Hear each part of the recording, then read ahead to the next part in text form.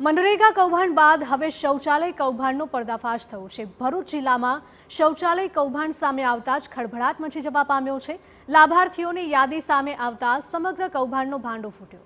મહત્વનું છે કે તપાસમાં ખુલાસો થયો કે લગ્ન નોંધણી માટે અપાયેલા આધાર કાર્ડનો ઉપયોગ શૌચાલય લાભાર્થી તરીકે કરાયો છે। અગાઉ પાલિકામાં લગ્ન નોંધણીના દસ્તાવેજ જમા કરાવનારા લોકો દસ્તાવેજનો ખોટો ઉપયોગ કરીને લોકોને શૌચાલય યોજનાના સરકારી કાગળ પર લાભાર્થી બનાવી દીધા હોવાનું સામે આવ્યું છે।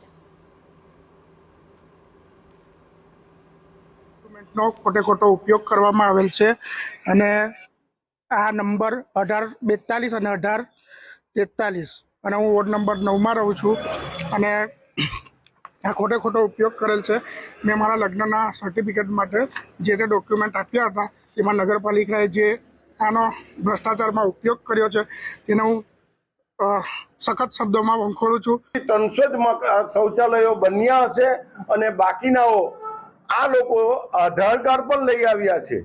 આધાર કાર્ડ એવી રીતે એ લોકોએ લાવ્યા કે જે તે સમયે જેમણે લગ્નનું રજીસ્ટ્રેશન કરાવવા માટે નગરપાલિકાની અંદર આધાર કાર્ડ આપવામાં આવેલો હતો, એ આધાર કાર્ડનો દુરુપયોગ કરવામાં આવેલો છે।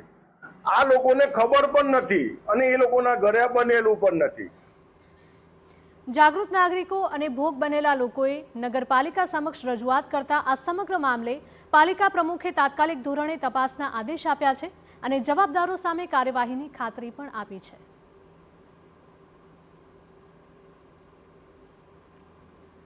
માસ્ટર દ્વારા આક્ષેપ કરાયા છે કે શૌચાલયમાં નગરપાલિકા દ્વારા કૌભાંડો થયા છે, ખાઈથી થઈ, શું કહેશો?